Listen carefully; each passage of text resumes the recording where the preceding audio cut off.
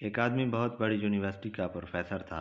اس کے تمام اسٹوڈنٹس بہت کامیاب اور کامران تھے، اپنی زندگی بہت عالی شان طریقے سے گزار رہے تھے۔ ایک دن اس نے اپنے تمام اسٹوڈنٹس کو ایک دعوت پر مدعو کیا۔ وہ سب اس میں خوشی خوشی شریک ہوئے۔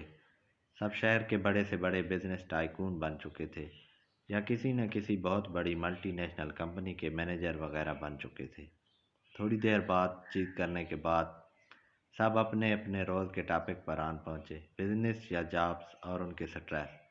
وہ آپس میں بات کر ہی رہے تھے کہ وقت نہیں بچتا، کتنے لوگوں کو برداشت کرنا پڑتا ہے وغیرہ وغیرہ، کہ ان کا پروفیسر اٹھا اور کچن سے کافی مگوں میں ڈال کر لے آیا۔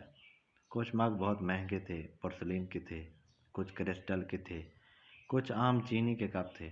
اس نے سب آگے پیچھے مکس کر کے ایک ٹرے میں رکھ دیے تھے۔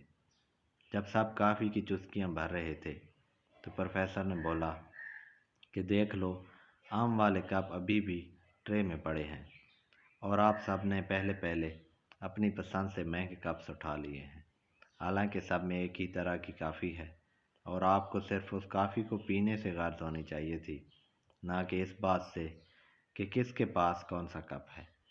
اگر آپ تھوڑی سی غور و فکر کرو تو یہ بات آپ کو آرام سے سمجھ آ جائے گی کہ آپ کی تمام پریشانیوں کی وجہ یہی ہے کہ آپ کو سب سے اچھا لائف سٹائل خریدنا ہے، حالانکہ آپ اس بات سے بالکل انجان ہو کہ اچھے لائف سٹائل کا دراصل آپ کے دلی سکون سے کوئی لینا دینا نہیں ہے۔